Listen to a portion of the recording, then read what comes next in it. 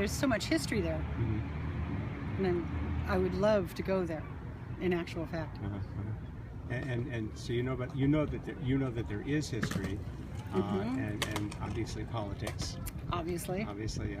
And that part, for better or worse. yeah. Well, we all keep trying, don't we? So, do you know that on the license plate that is issued to people who operate motor vehicles in DC, the bottom line says taxation without representation? Do you have any thought about what that might mean? No, wait, it says that on the license plate? Taxation without representation. Holy, that is not what this country was based on. And do you know why? It's shocking. Do you know why it says that? No, I don't know why well, other than what we're living.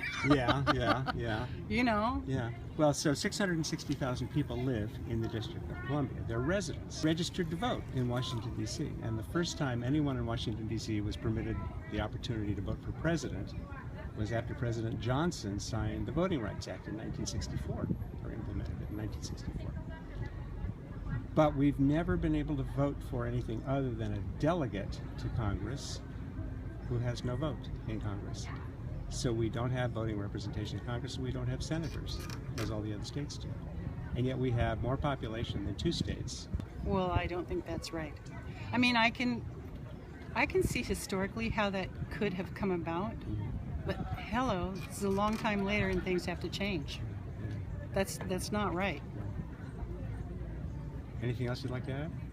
Well, I was just saying I had a friend who worked in D.C., but she left D.C. to live, and then would go, you know. But so she commuted? She commuted. So she lived in Maryland and Virginia, back and forth, Yeah.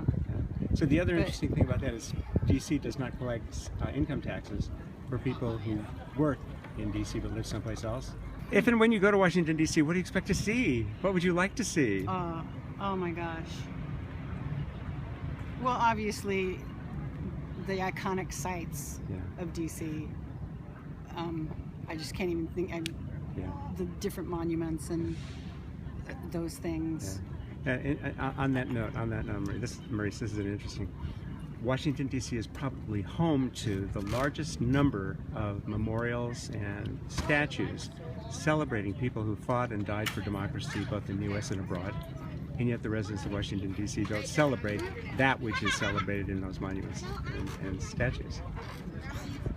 Yeah. It's too easy to lose our history. It's too easy, you know, and it's so important that we don't.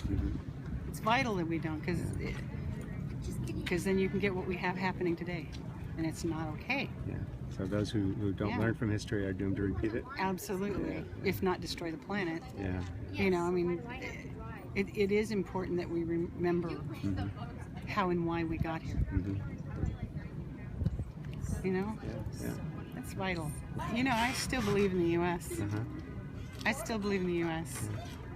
My daughter's a Marine. I'm proud of that.